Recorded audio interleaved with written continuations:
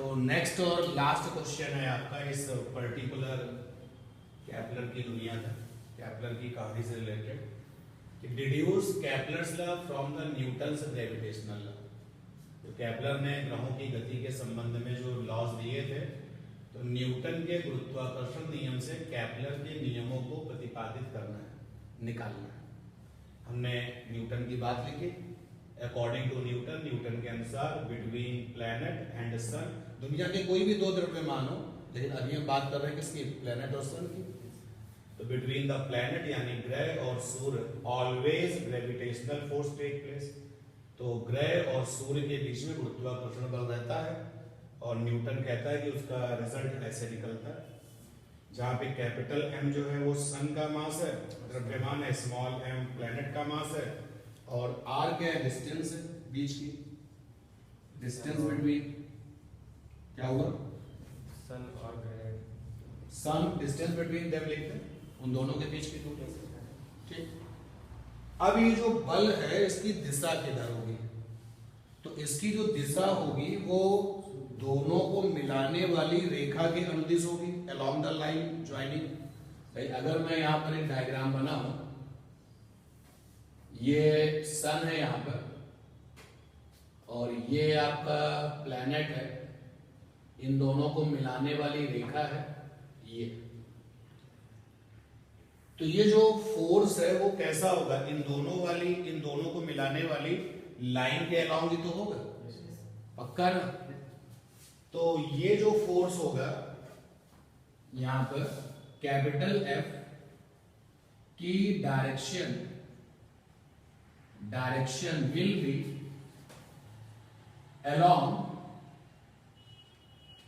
along a straight line joining both planet and sun।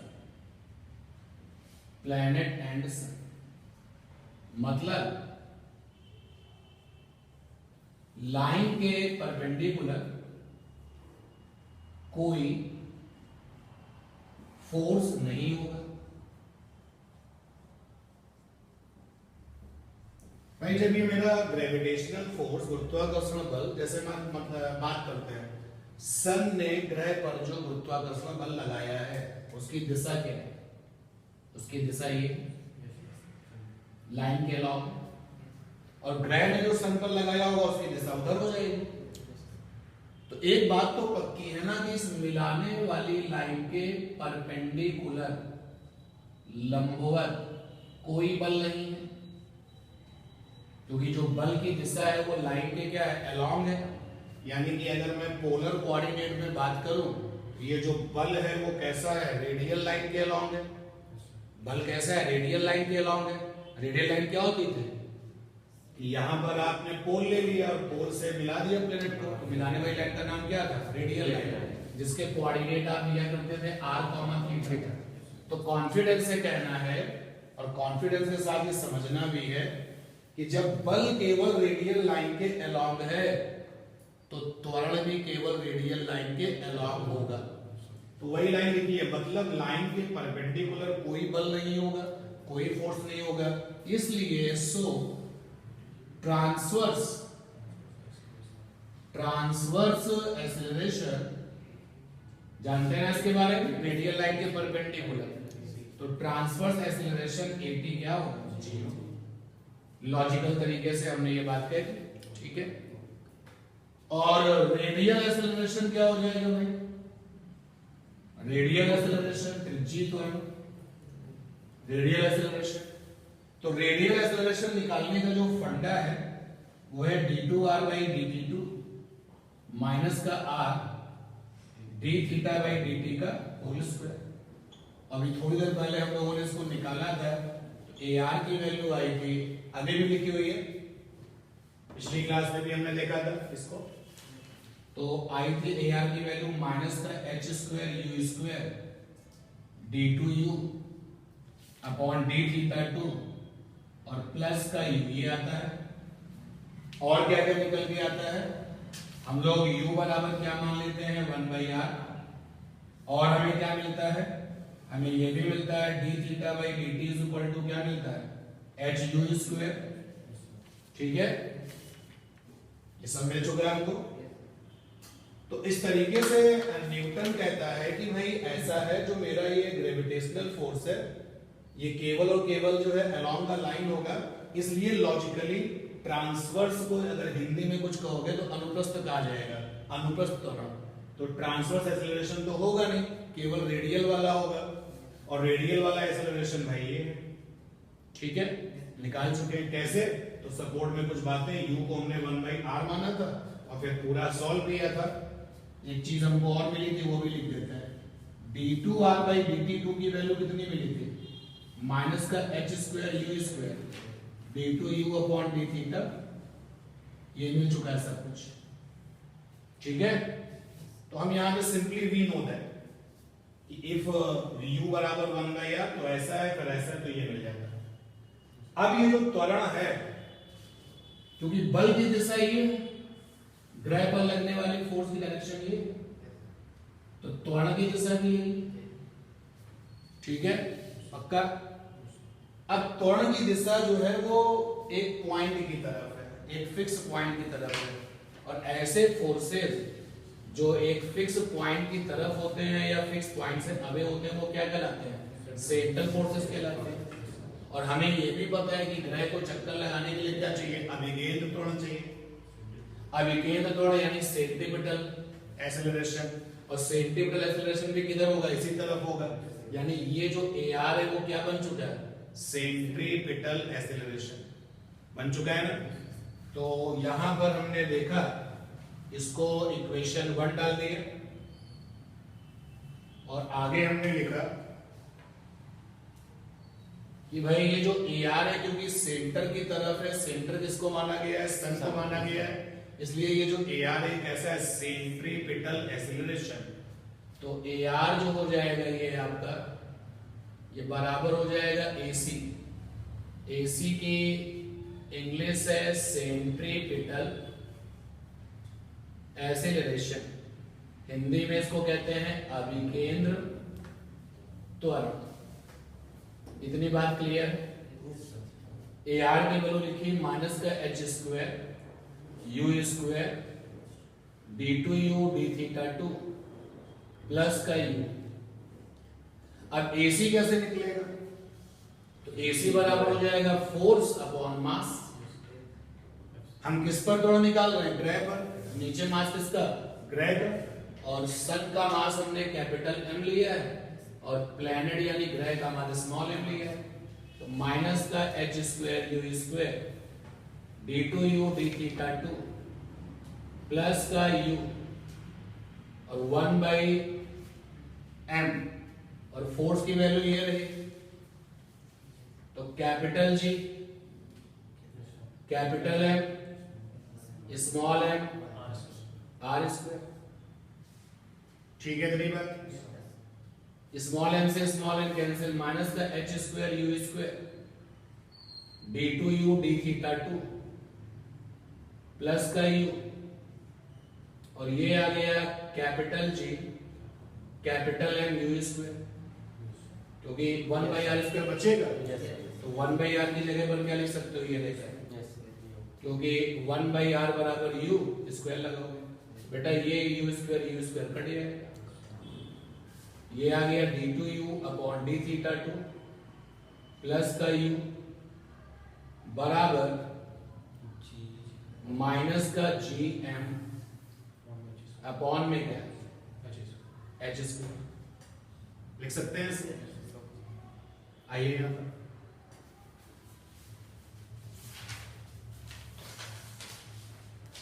Newton's के concept use किए जा रहे हैं और हमें कैप्लर्स के कॉन्सेप्ट लाने हैं।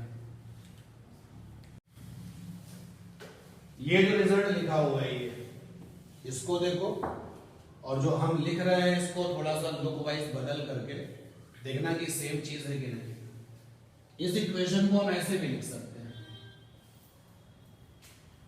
तो हमने इसको लिखा है d2u अपॉन d थीटा 2, यहां ब्रैकेट लगा दिया, u minus sorry u plus capital G capital M H square और प्लस का u plus GM by H square बराबर 0। तो मैं कह रहा हूं कि जो मैंने लिखा है वो जो देख रहा हो एक ही चीज है। चलो चेक करते हैं। अगर हम इसको अंदर ले जाएं तो d2u अपॉन d थीटा 2 मिलेगा, यानी ये मिल जाएगा। और फिर जब ये इसके पास जाएगा तो ये तो शुद्ध कांस्टेंट है, प्योर कांस्टेंट है भाई। Capital G constant, capital M सन का कांस्टेंट और h भी क्या था कांस्टेंट। तो कांस्टेंट का डिफरेंशिएशन क्या हो जाएगा 0। तो यहाँ पे यानी कि इस पूरे को कंप्लीट करने के बाद हमको ये मिल जाएगा। और प्लस का u ये देखो ये और इसको इधर भेजोगे तो आ जाएगा ना। अब हमने क्या कहा कि सपोज कर लिया, क्योंकि ये इक्वेशन थोड़ा सा बड़ा दिख रहा है, तो हमने कहा ऐसा करते हैं कि let u plus GM by H square को, इस पूरे टर्म को कुछ मान लेते हैं। कुछ भी मान सकते थे जो आपको पसंद हो। चलो हमने इसको z मान लिया। तो जब कोई पूछेगा z बराबर क्या तो बता देंगे ये। तो रिजल्ट ये आ गया d2 z upon d theta 2 और प्लस का z बराबर क्या 0। ठीक है ना। और अब आपको ले चलते हैं 12th क्लास का एक कॉन्सेप्ट है। वैसे तो आप डिफरेंशियल इक्वेशंस में अपनी इसी क्लास में सब कुछ पढ़ोगे। ये सामने जो लिखा हुआ है वो डिफरेंशियल इक्वेशन है, अवकलन समीकरण। और जब ये सॉल्व होता है तो क्या मिलता है, लोकस मिलता है। लोकस मतलब रास्ते की इक्वेशन। लोकस का मतलब क्या होता है, रास्ते की इक्वेशन। तुमको अगर याद हो तो 12th क्लास में सरल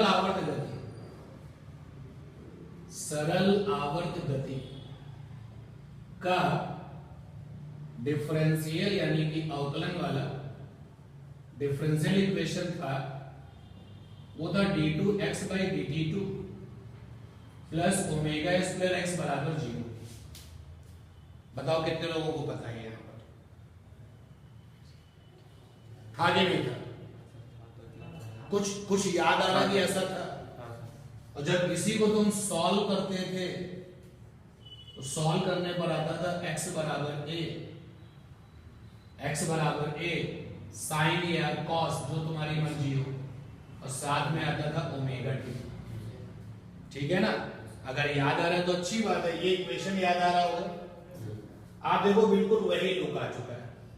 यहां d2 है, यहां पर भी d2 है, यहां dt2 था, यहां d थीटा 2 है, यहां पर x था, यहां पर z है, ओमेगा स्क्वायर, तो यहां पर ओमेगा स्क्वायर की जगह क्या हो गया 1, ओमेगा बराबर 1 हो चुका है। तो यानी कि अगर मैं इसको सॉल्व करूं तो सॉल्यूशन ऑफ इक्वेशन होगा क्या होगा, तो देखते हैं। x की जगह पे तो z आ जाएगा, a माने एम्पलीट्यूड कांस्टेंट होता था, चलो इसको कैपिटल A लिख देते हैं। साइन या कॉस आपकी मर्जी जो चाहो ले लो, चलो हमने कॉस ले लिया। ओमेगा की वैल्यू यहां कितनी है 1 है, और यहां पे t है, यहां क्या थीटा है, यहां पे क्या जाएगा थीटा। z बराबर क्या आ जाएगा a cos theta.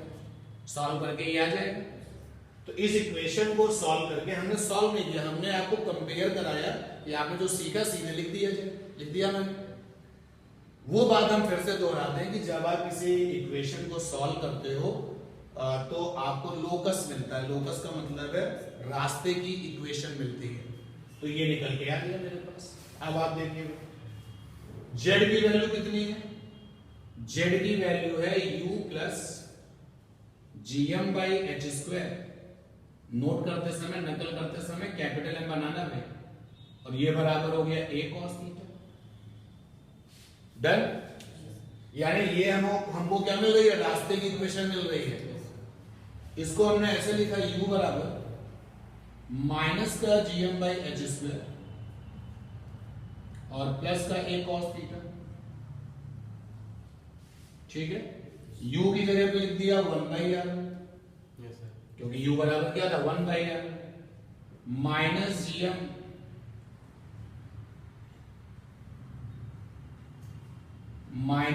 By H square लिया कॉमन, है नहीं, फिर भी कॉमन लिया, अंदर रह गया 1 माइनस ए अपॉन gm/h²। जल्दबाजी में गलती नहीं करनी है, मैं जहां जहां पर बना रहा हूं कैपिटल M बना रहा हूं। 1/r माइनस का gm/h², 1 माइनस ah² अपॉन में gm, और साथ में रह गया cos थीटा। ये मुझे क्या मिल रही है? रास्ते की इक्वेशन मिल रही है। इसको इधर ले जाओ, ये आ जाएगा माइनस का h² अपॉन gm, और नीचे r, सही है। और यहां देखो क्या हो गया, 1 minus ah² upon gm cos theta. तो हमने कहा कि भाई ये जो हमने निकाला है ये इक्वेशन ऑफ रास्ता निकाला है, तो हमने कहा ये इक्वेशन ऑफ पाथ है। तो जब हमने ये इक्वेशन दिखाया लोगों को, तो लोगों ने कहा कि अरे इसकी शक्ल तो बिल्कुल मैच कर रही है किससे, L/r बराबर 1 माइनस e cos थीटा से। देखो L यहां पे क्या होता था, कांस्टेंट, यहां पर क्या है, कांस्टेंट। और किसी भी इलिप्स की जो इसेंट्रिसिटी होती है कैसी होती है, कांस्टेंट। देखो यहां पर भी क्या है, कांस्टेंट, क्योंकि इस समीकरण की शक्ल इलिप्स से मैच कर रही है। So you can say, we can say confidence के साथ ये किसकी इक्वेशन है, इलिप्स की। तो ये इक्वेशन ऑफ पाथ है जो इलिप्स को रिप्रेजेंट यानी प्रदर्शित कर रही है, रिप्रेजेंट करती है। और हम चले थे किससे, न्यूटन्स लॉ से, और न्यूटन्स लॉ से हमने अपने ग्रह का जो रास्ता है वो क्या बना डाला, इलिप्स। ये कौन सा हो गया, केपलर का फर्स्ट लॉ आ गया, केपलर का फर्स्ट लॉ आ गया। और सेकेंड लॉ और थर्ड लॉ कैसे आएगा, तो देखो पहले थर्ड लॉ हम प्रूव कर चुके हैं। जब थर्ड लॉ हमने प्रूव किया था तो वहां पे r² dθ/dt बराबर क्या लिया था, h। तो ये r² dθ/dt आपको पता ना, पीछे कर चुके हैं, वो पहले से ही हो चुका है। और रह गया थर्ड लॉ, तो t² प्रोपोर्शनल टू a³ भी हम पहले से कर चुके हैं। हम केवल फर्स्ट लॉ नहीं कर पाए थे, ये पिछली क्लास में हो चुका है, याद है ना। तो उसमें हमने क्या यूज किया था, न्यूटन को ही तो यूज किया था। कैसे यूज किया था, याद है कुछ, न्यूटन को तो यूज किया था हमने, ग्रेविटेशनल फोर्स की बात करी थी, जहां पे आया था t² प्रोपोर्शनल टू a³। एक रिजल्ट वो आया था, और एक आया था कि जो एरियल वाली जो वेलोसिटी है वो कैसी कांस्टेंट। केवल ये रह गया था, ये भी प्रूफ हो गया, क्लियर। यानी अब अगर कोई आपसे कहे चलो ये तो फर्स्ट लॉ तो हो गया, सेकंड लॉ निकालो, तो वही वाला जो तुमने एरियल वेलोसिटी कांस्टेंट है वो लिखा था, जिस समय आप कैपलर्स लॉ को लिख रहे थे उसी समय प्रूव करा दिया था। और फिर अगर कोई बोले कि कैपलर्स का तीसरा वाला लॉ प्रूव करो, तो भी हम उसको करा चुके, वही चीज करके आना है, नोट कर लीजिए।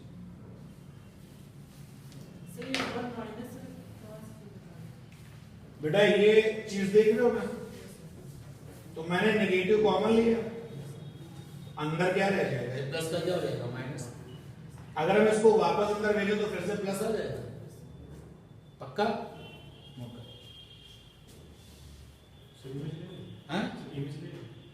इमेज अगर आप इमेज में कंफर्ट हो तो कर लो, कोई दिक्कत नहीं।